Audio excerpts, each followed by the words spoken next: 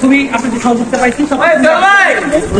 আর পরবর্তীতে হার জিত থাকবে, যেমন জোয়ার ভাটা আছে, সুখ দুঃখ আছে, খেলায় হার জিত আছে, তো ফলাফলের ভিত্তিতে একজন হারবে, কেমন খারাপ করবেন না।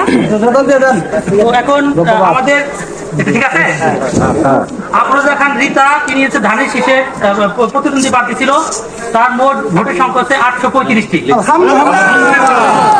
আর আবুল বাশার বাদশাহ লাঙ্গল প্রতিদ্বন্দ্বী প্রতীক প্রার্থী, তার ভোট হচ্ছে 9টি। আর মফিজুল ইসলাম খান কামাল সূর্যমুখী ফুল, তিনি কোনো ভোট পায় না, তিনি 0 ভোট পেয়েছে। আর মোহাম্মদ সাইদ নূর রিকশা মার্কা, তিনি 352টি ভোট পেয়েছে।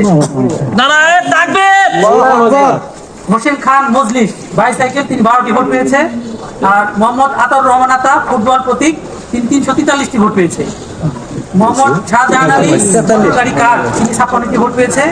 আর রফিকুল ইসলাম খান মোটরসাইকেল, তিনি 19টি ভোট পেয়েছে। আর শামসুদ্দিন হাতপাখা, তিনি 67টি ভোট পেয়েছেন। এটাই ছিল আমাদের চূড়ান্ত ফলাফল। এটা আমরা ধন্যবাদ সবাইকে।